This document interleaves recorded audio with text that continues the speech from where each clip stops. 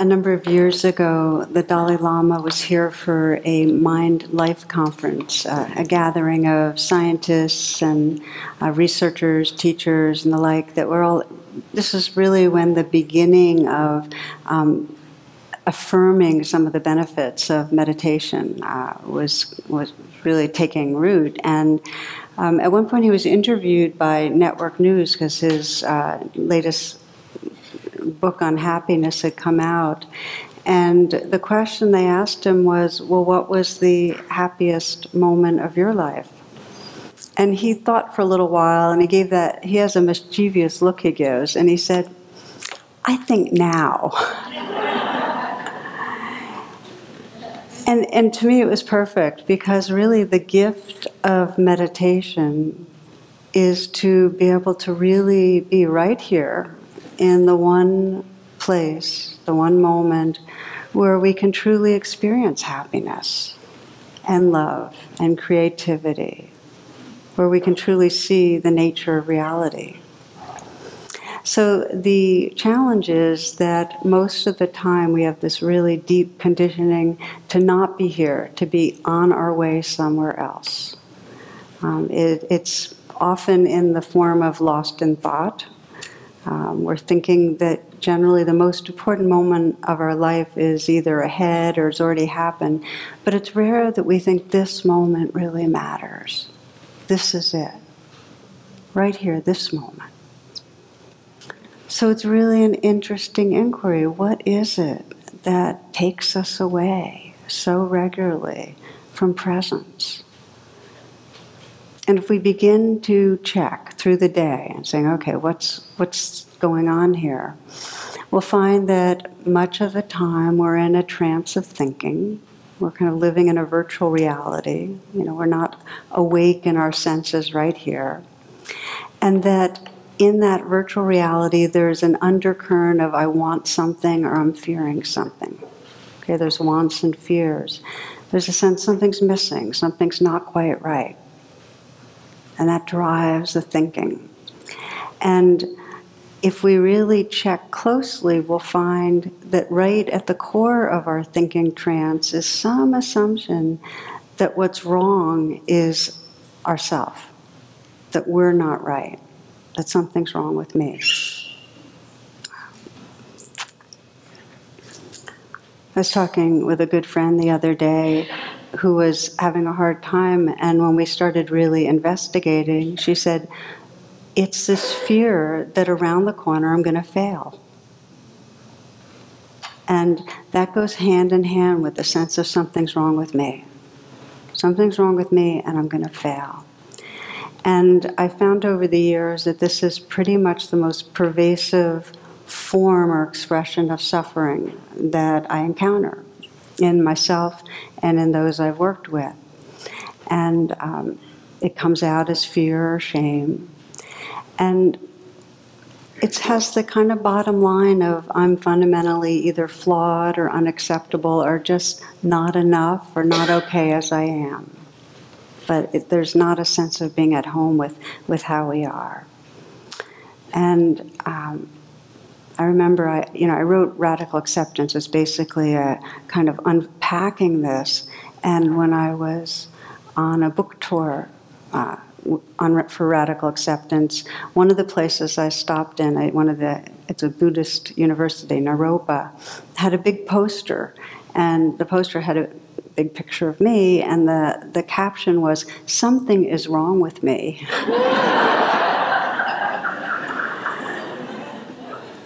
But we know it. It's so in our culture. I saw a little cartoon with the guy at a self-esteem, talking about self-esteem, and he's writing in his diary, and he's saying, "Dear diary, I'm sorry to bother you again." So what I'd like to explore, I'm calling it Radical Acceptance Revisited, because over the years of exploring radical acceptance, I find that I can't come back to it too often, because it's a trance. We forget how common it is for our system to go into that sense of not enough or not okay. We need remembering. And I call it the trance of unworthiness on purpose. And I like to check in always. And one of the questions, I have two questions for you. And one is, how many of you are aware of judging yourself too much, of that critic inside? So that would be like most of us. And how many of you are consciously trying to lighten up on yourself and be kinder? Can I see by hands? It's almost as many. Thank you. So this is a big deal. It's something that most everyone I know has as an intention to honor and appreciate the life that's here and not to be at war with ourselves. And yet it's really challenging. I mean, when we're in the trance of unworthiness, even though we know we judge ourselves too much, we're not aware of how much our body and our emotion and our thoughts have locked into that sense of falling short and that fear that we're going to fail. We're just not aware of it. And the trance of unworthiness brings us to addictive behavior because there's a real deep, raw discomfort with feeling shame and fear. And so we try to soothe it. And it makes it very hard to be intimate with others because if we have a sense, well, something's wrong with me, then we also have a sense that even if others don't know right away about that, they'll find out. So it's hard to be real and spontaneous and close to other people. And the trance of unworthiness makes it hard to really take risks because we're afraid we're going to fail, so we don't take risks. And most basically, hard to really relax because right in the heart of the trance of unworthiness is we need to do something about it to get better.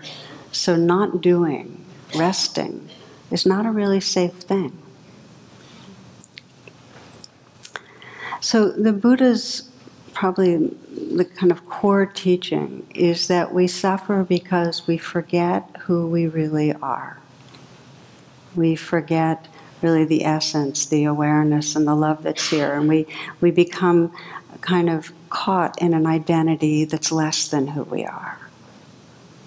I love the description of our life, our sickness, our dis-ease and sickness being homesickness. That we don't feel at home.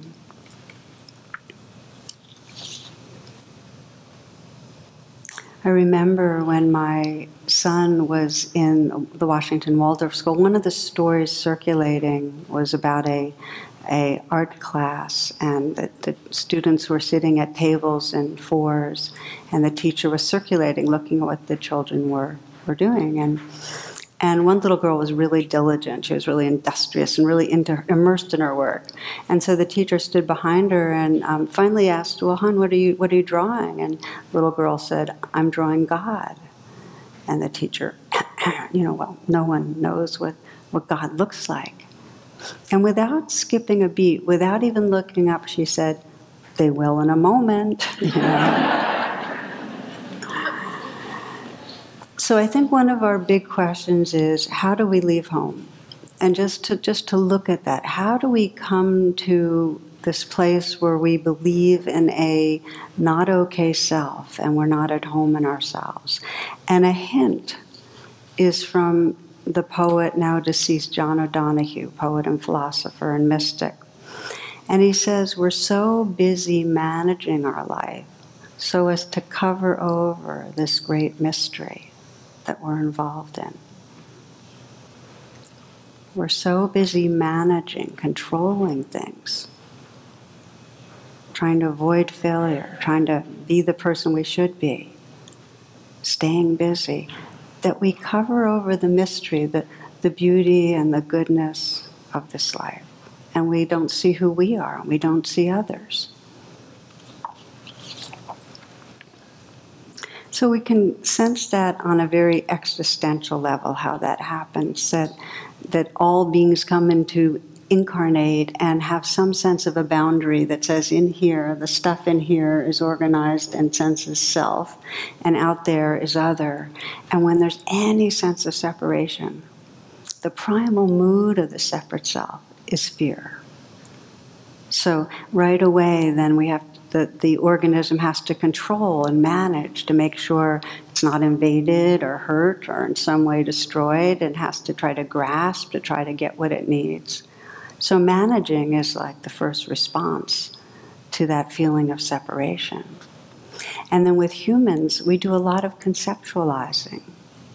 We use our minds to try to manage things. Our minds to plan, and our minds to worry and anticipate. And our minds end up creating a story about who we are and how we need to be and what's wrong. And that locks in. So again, we're managing. We rely on our mind as a map. We believe the mind, the map of the mind, to be true. And then the sense of unworthiness gets dramatically amplified depending on the culture we're in. Okay, so we already feel separate, and we're already trying to manage things, and we're already forgetting our basic spirit, kind of hitched to a small story of self. But then the actual toxicity of that story, how contracted it is, how bad we feel about ourselves, really has a lot to do with the culture we're in. Now, in our culture, the fear of failure is really big because we're a very individualistic culture, and there's not an innate sense of belonging. It's not like a given that we belong. Like, okay, we're all family and community, and yeah, you can make mistakes in doing this and that, but bottom line, we're together. That's not there. So every step of the way, we have to prove ourselves, and we have to prove ourselves in ways that kind of fit the standards that are out there. We compete, and we have this fear of falling short. So one of my favorite readings, if you've been with me for a while, you'll remember this, is called Spiritual Fitness. If you can start the day without caffeine or pep pills, if you can be cheerful ignoring aches and pains, if you can resist complaining and boring people with your troubles, if you can take criticism and blame without resentment, if you can face the world without lies and deceit, if you can relax without liquor, if you can sleep without the aid of drugs, then you are probably a dog.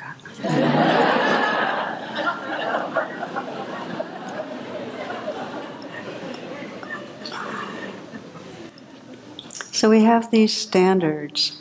Each one of us has them, and they're basically installed by the culture we're in. And the message of being inferior, being set up to fail, being not enough is particularly toxic for minorities. So consider in this country, consider in the United States our history, that for the African American, that message of you're less than started right off the bat with slavery, was continued through with Jim Crow, continued through with restrictive housing and inferior education, continued through to today with the treatment by police. Now, what message does that give? It's a culture saying you're less than, and that's what we internalize. And so for different degrees, for different, those that don't fit the dominant culture standards, there is a accentuated sense of not enough. We have these standards.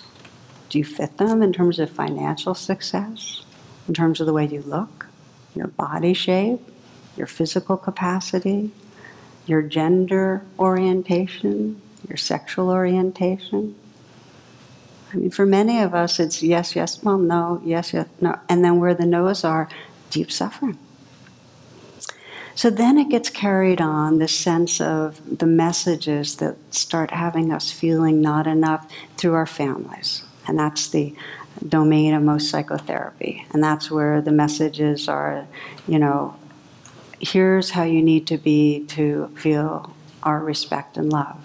And parents to different degrees were conditional in their love and understanding just because they were treated in that way and they're afraid that we won't succeed, so this is the messages they give us. One story of a little girl who was doing art, and she figured out that if you put together yellow and blue, it makes green, little Melissa. And her mom said, oh, you should show your daddy when he comes home. So her father kind of comes in the house, and he's a Wall Street guy, and he's on his phone, and he's continued business right through as he walks through the door, and she starts tugging on him and saying, Daddy, Daddy, look. And he's just walking around the house with his cell phone, and she's kind of tugging on him, and he gets all the way into his office, and she's still kind of trying to show him, and so finally he says, Melissa, what are you doing down there? And she says, Daddy, I live down here.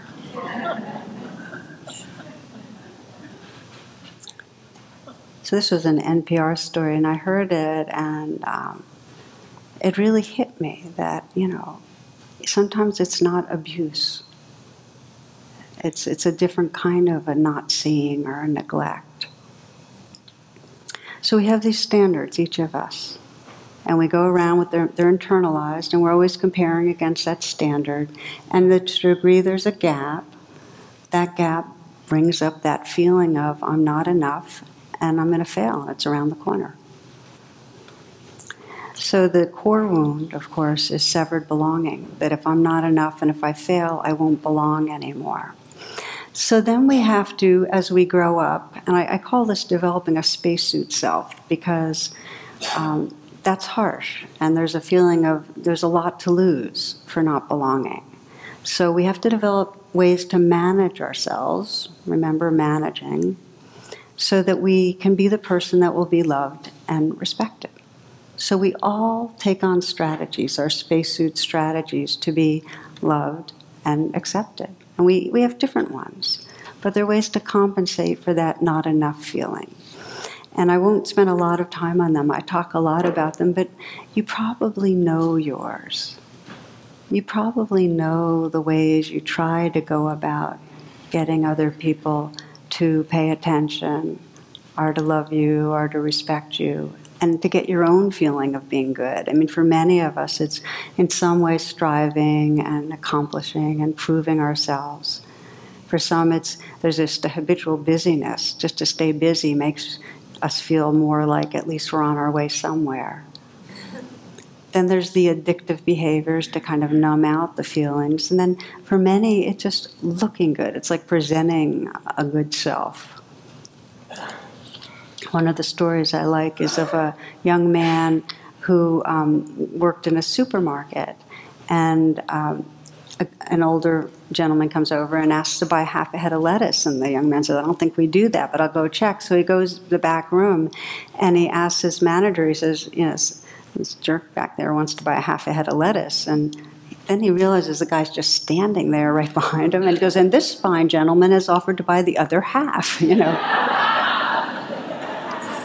A little bit later in the day, the manager comes up and says, I like a young man who can think on his feet. He says, where do you come from, son? And the young guy says, well, I come from Canada. And he says, oh, well, what brought you here? And he says, oh, Canada, all there are whores and hockey players. At which point the man stiffened. He said, my wife comes from Canada. And the young man said, oh, what team does she play for?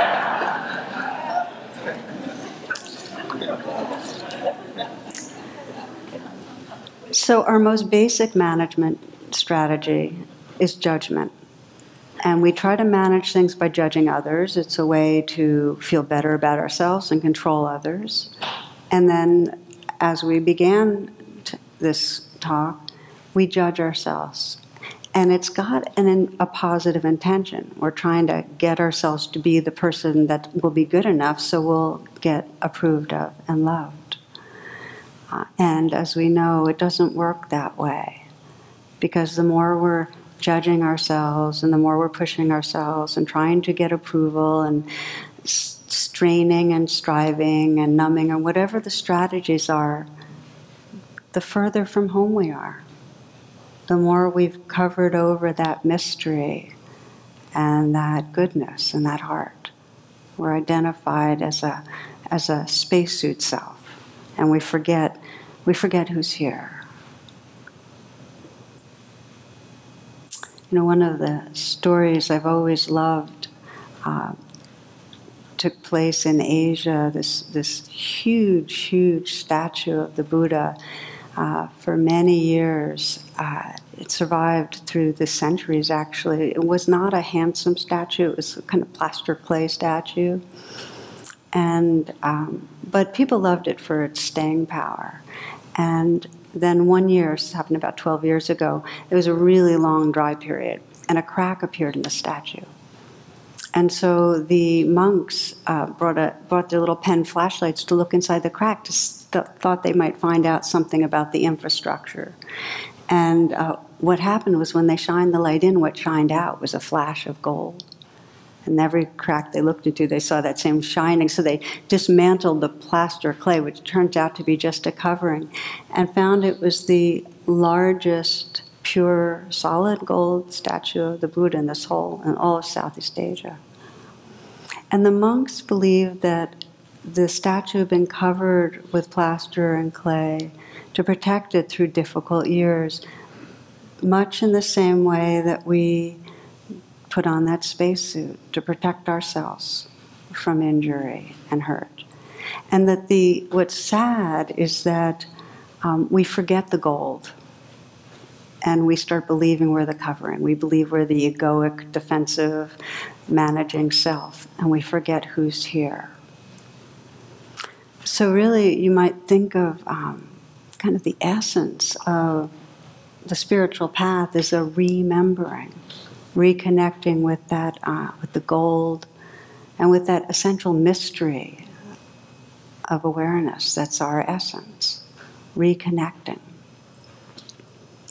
So the remainder of what we'll explore in this talk is how we wake up from that kind of narrow trance of being a limited, deficient, fear of failing being, and remember the goal, remember what's shining through.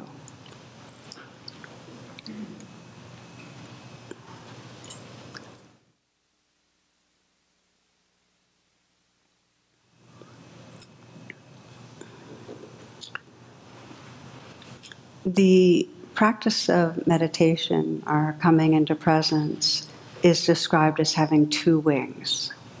And the two wings are, one of the wings is mindfulness, so that you actually see what's happening in the present moment, non-judging presence.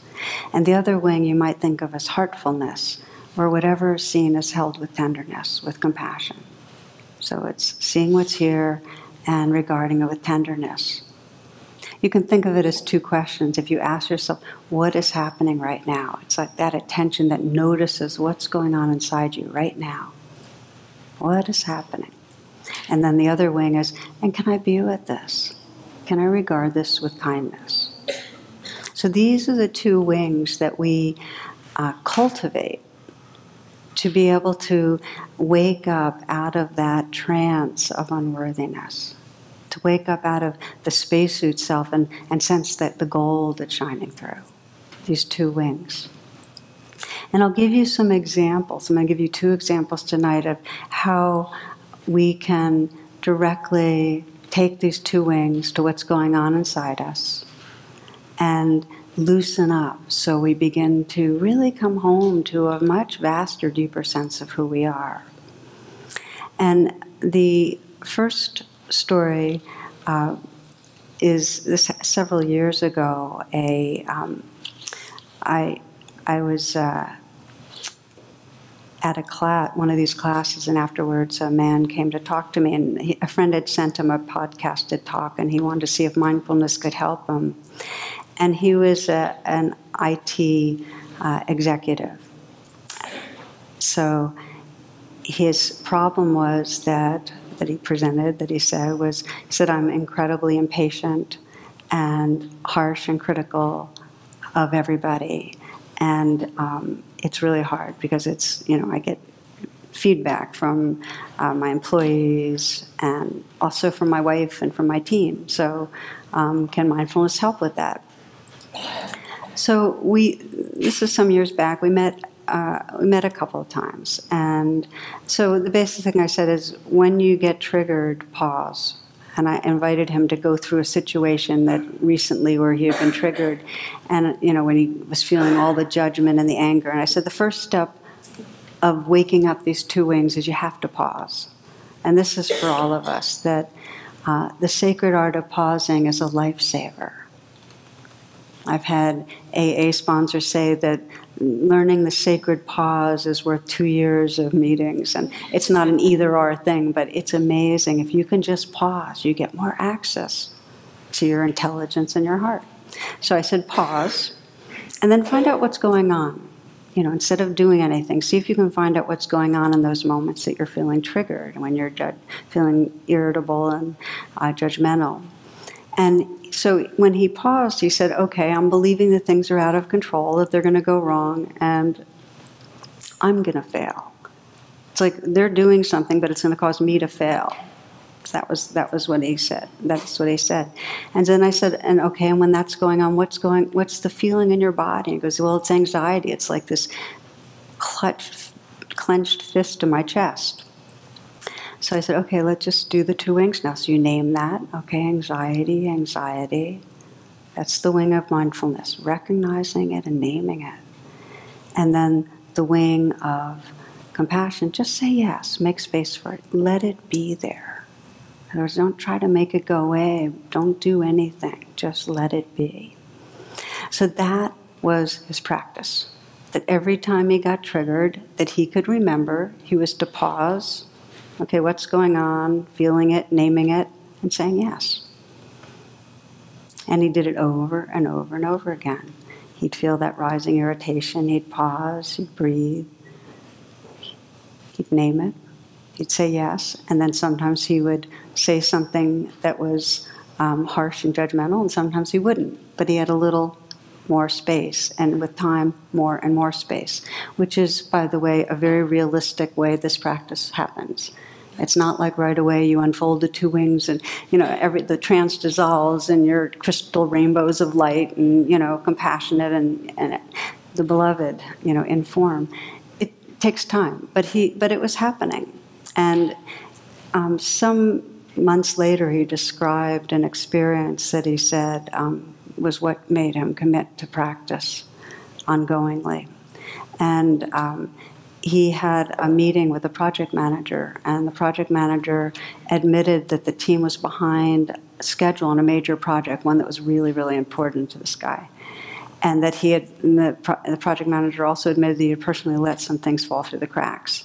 So this is exactly the setup. Like he felt the irritation rising, and internally he was saying, okay, angry, okay, anxious, okay, yes, yes, be with it, feel it. And he didn't blow up. And he just got more there, and then they began to strategize on how to deal with things. And the manager was about to walk out the room, and then he came back to his desk and he said, I didn't plan on saying this, but I wanted to let you know. A few weeks ago, my wife was diagnosed with stage 4 breast cancer. And I have 2 teens, and it's a tough time. And the 2 men hugged.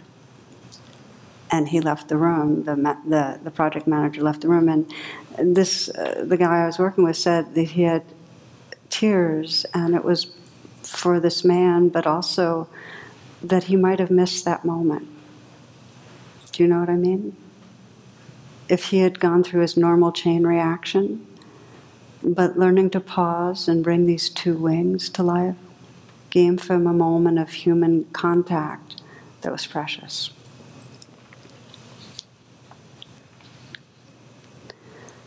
So this is when we are caught, when we are stuck in our spacesuit self. To pause. What's happening? Can I be with this? Yes. Let's pause right now. I'd just like to give you a chance to check inside for a few moments.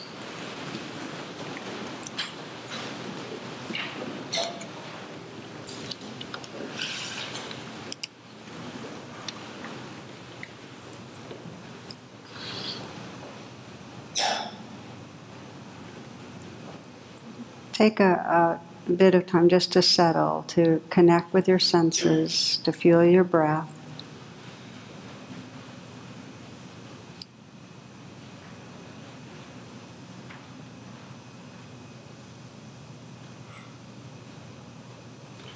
Just do a very short and simple exploration of these two wings.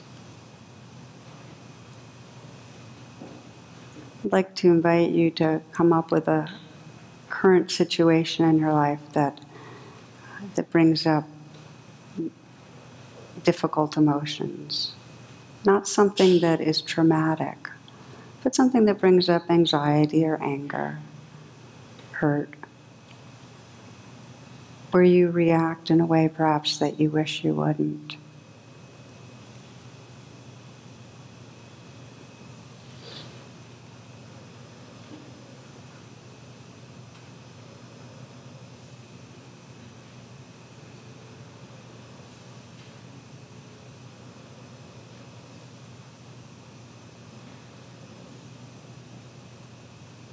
And let yourself go right to the part of that situation. Bring to mind, visualize it and see it and move through it to right where you go into reactivity. And sense what emotions are coming up in you. Like for this man, it was a clutch of anxiety in his chest.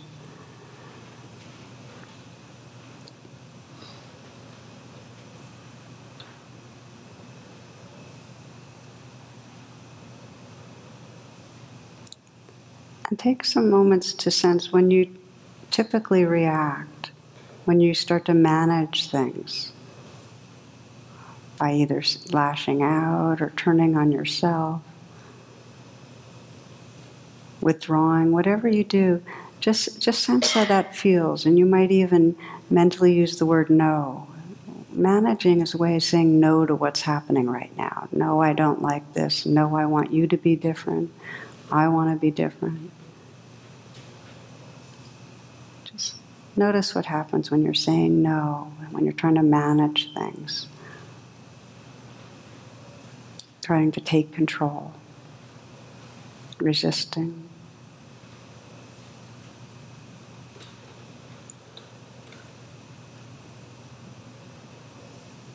So you're get connected and aware of what the feeling of no is like when you're reacting in a tight way from your spacesuit self.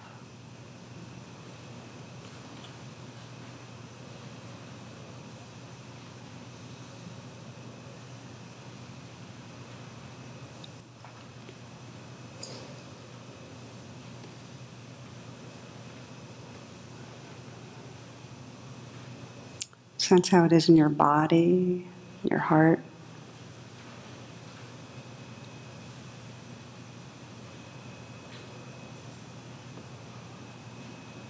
And then take a few full breaths.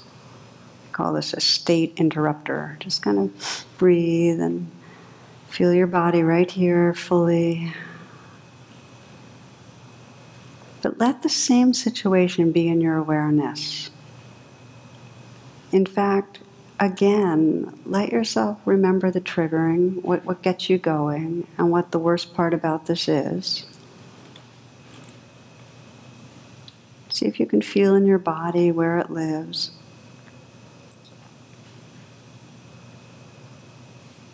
But this time, just name and say yes. Okay, fear, yes, let it be. Anger, yes, just let it be. Hurt, yes, let it be. So you're really giving permission to your body and your heart to feel what it feels. You're not saying yes to about the other person's behavior. Yes is a way of allowing and letting be the life inside you. Let it be as it is. It's very brave, very permissive, very allowing.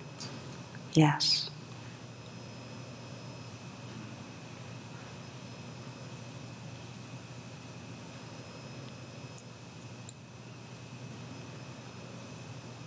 In fact, no matter what's happening inside you right now, pleasantness or unpleasantness, tired, numb, dull, anxious, see what happens when you say yes, when you just give it permission to be as it is.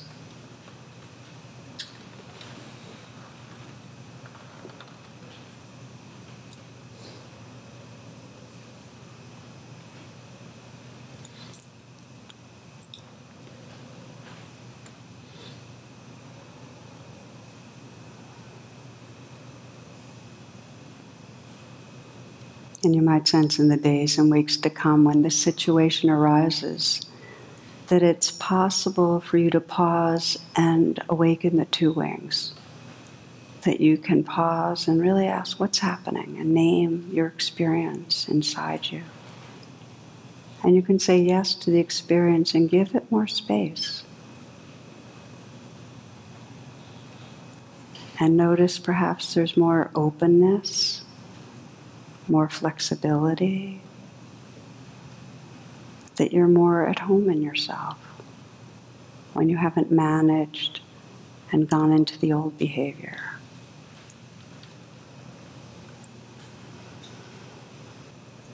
Okay, so as you're ready, open your eyes, or if you'd like to sit with your eyes closed, that's fine. I'm going to make a few comments. Sometimes when we do this and we get in touch with something, an emotional tangle that's difficult, and we name it, and we're saying no to it, we're managing, it actually feels better because we're kind of keeping on top of things and we feel a sense of our own power and like we're in charge. Even though over time that no ends up giving a sense of tightness. What most people find is that no is tight and yes has more openness. How many of you notice that? Okay, so ultimately we want to be able to say yes to our inner experience, because unless we open the windows and doors and let the winds and light move through our being, we're not going to feel free. But sometimes when things are too much, we need to say no and temporarily be able to manage them. So it's not like yes is good and no is bad. It's just knowing the direction you're going is to increasingly have a capacity to name what's there and allow it. Say yes.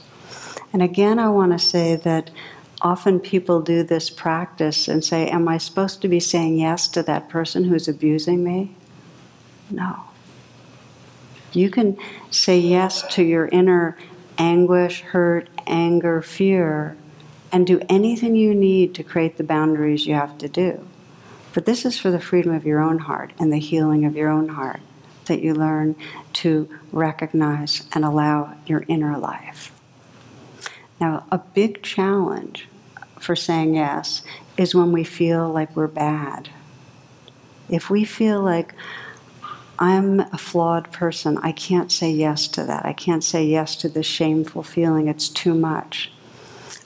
It gets very, very difficult. When we're at war with ourselves, it's sometimes difficult to bring that second wing of allowing alive. So I want to spend probably the next, most of the remainder of this talk on how do we bring the two wings to our experience when we've totally turned on ourselves, we're totally at war with ourselves, okay?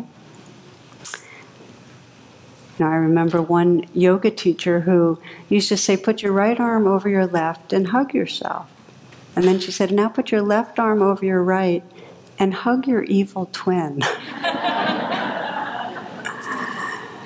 So part of this practice of radical acceptance revisited is knowing that whatever arises, whatever we can't embrace with love imprisons us, no matter what it is. If we're at war with it, we stay in prison. But I often have encountered, it's been now, since Radical Acceptance, like about 13 years since it's come out, the biggest fear I encounter is if I try to embrace myself, if I try to bring this wing of allowing and compassion to myself, I'll never get better. I'll never be a better person. In fact, it's indulgent. I'll only become more of that person I don't like. That's the fear of radical acceptance. How many of you can relate to that? That if I start loving myself unconditionally, I'll get worse. Can I see? I mean, it's really natural. We wouldn't stay so hard on ourselves if we didn't think it worked. Okay? But I often quote Carl Rogers, psychologist Carl Rogers, who said it wasn't until I accepted myself just as I was that I was free to change. That in other words, that this acceptance, this recognizing what's going on inside us, and this deep unconditional tenderness is the prerequisite to change. Okay? So I'll give you a story, because I think the deal is that when we bring these two wings to, naming it and saying yes, the yes, sometimes we need to infuse the yes with a profound sense of compassion. So let's look at that one, on how that can happen. And this is a story, a minister that I was working with some years back was in a real impasse in his marriage. And his wife was so dissatisfied that she said, if we can't work this out, I don't know if I can stay with this. So it was a very rocky time when he talked to me. And basically she wanted him to be more intimate, more vulnerable, not so spiritually detached. She wanted him to be able to say, I love you, and look her in the eyes. And he was very blocked, and whenever she would ask for something, that would make it even harder for him to feel like he could be warm and friendly.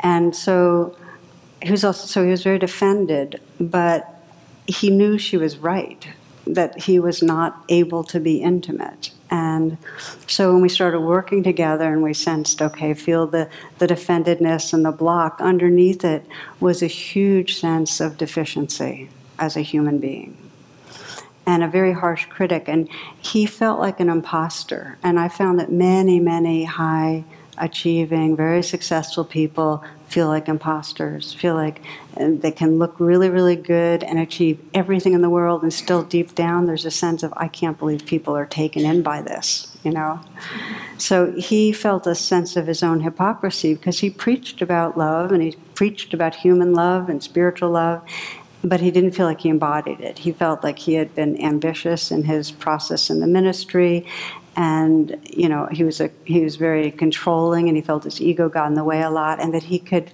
look good and he could comfort people as a spiritual advisor even, but he couldn't be close with people. So his inner critic was basically saying, you don't deserve the position you're in, and you don't even deserve your marriage. So he got in touch with a really deep sense of shame and aversion. And when he started exploring the two wings, and really sensing into the sense of that place that was feeling. He would name it and feel it, and what did it most need? And what that place most needed, that really defective place, was to be forgiven. And he said, I need to feel like God sees me and knows I'm trying. And when he said that, that's when I felt like that was the ouch moment. I sometimes call it that. It was the moment when he really got his own suffering, that he was trying and he couldn't help it. Who knows the conditioning that led to him being closed off? But when he said that, I need to have God see that I can't help it, I'm trying, and forgive me, that was the moment that the second wing came alive, and that he could actually feel some tenderness towards himself. So in a way, his practice was this. He would get into that place of feeling stuck and incapable of being close, because he felt like he was just such a defective person. He couldn't bring that into a relationship. He'd see that, he'd feel his shame. And then the second wing of allowing compassion was, please forgive me. And then it kind of went like this, a sense of forgiving himself. Now, as I described with the other story, with the IT executive, this was over and over again a practice, that every time he get triggered and so on, that he could be by himself in practice. He would feel his sense of deficiency and his fear about being exposed, and he, in some way, the second wing was, please forgive me, and then kind of forgiven, over and over again.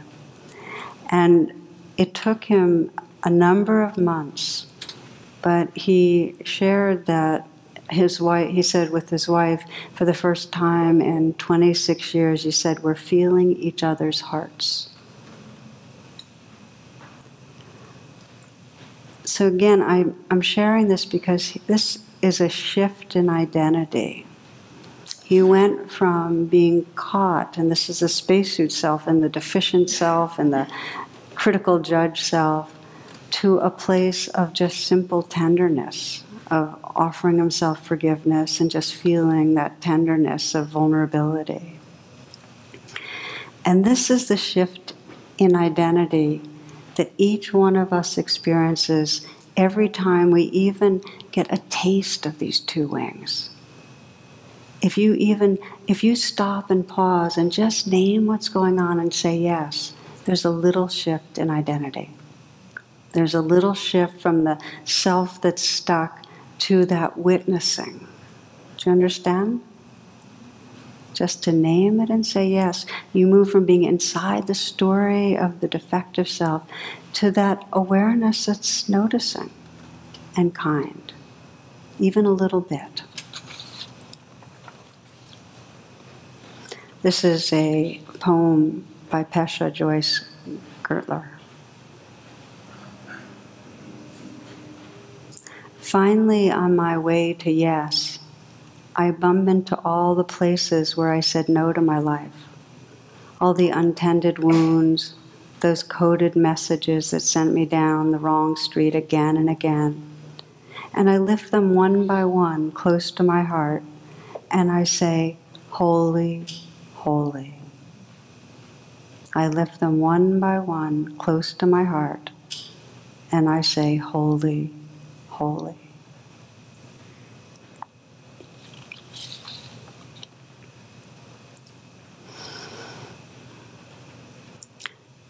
So in this reflection for this class, we're really exploring a key dimension of what's called the Bodhisattva path, the path of spiritual awakening beings. And the understanding is that the heart of the path is compassion, and the heart of compassion is compassion for ourselves. That we need to step out of this trance of something's wrong with me by recognizing it and responding to ourselves with kindness. Recognize it, saying yes to the moment. And when we do that, when we're able to regard our own being with those two wings, then we start looking around and we see past the spacesuit self of others. You know, initially others look like the ego self that's protecting and defending and managing. We see other managing egos. But when we've seen past that in ourselves and we've touched that tenderness and that openness, we look at others and we can see the vulnerability that's there, and we can see the mystery that's looking through those eyes of consciousness. And then we respond in a way that affirms we're together. We belong together. Our society needs us. Our society needs us to bring this healing to our inner life and each other. There's so much division. There's so much hostility, mistrust. There's so much disconnection from the earth and from each other that every time we bring the two wings to our own inner life and start connecting, we're more able in the field to look at another person and say, we belong together. We're in this together. Okay, so we'll close tonight in a simple way. Just take a moment to check in one more time.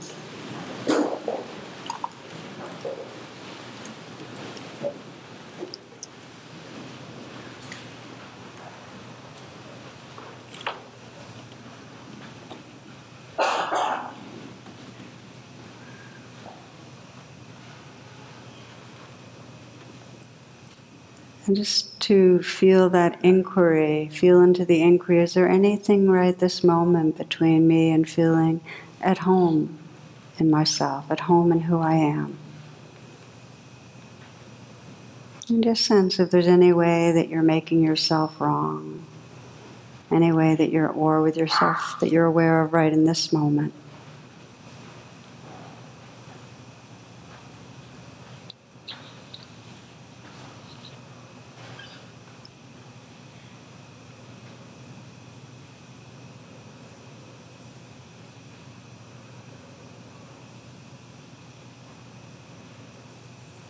And as you scan, if you find some place that you're holding some harsh judgment against yourself, that you feel unforgiving, that you're not able to accept something about yourself,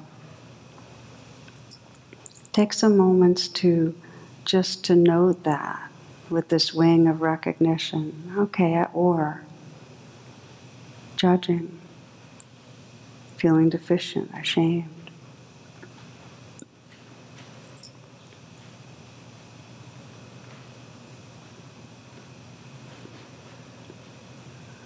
And you might sense how that the place in you that feels deficient or wrong or bad, what it most needs right now. What's the quality of heart that it most needs?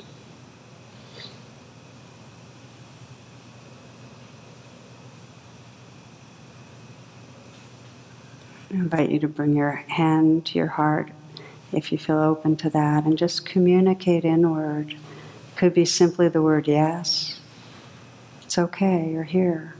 Just to allow the feelings to be there. Or it may be the communication of it's okay, sweetheart, something I use a lot, or I'm sorry and I love you. Can be the word forgiven, forgiven. This is the second wing, the wing of compassion.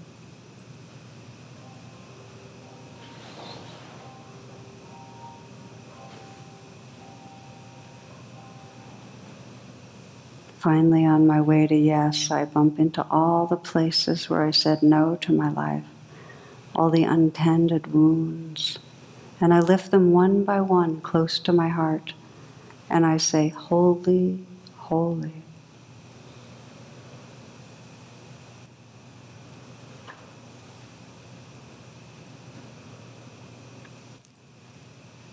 Widening the field and bringing to mind someone in your life that can use your healing attention. Someone that you know is struggling themselves with feeling deficient, unworthy.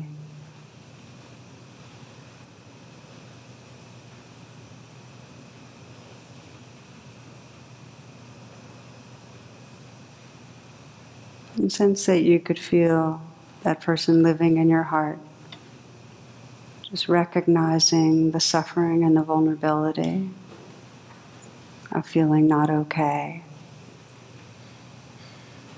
And just the way you put your hand on your own heart, sense that energetically you could put your hand on that person's heart or cheek or embrace them and send a message of care. Whatever message you sense would be soothing or healing.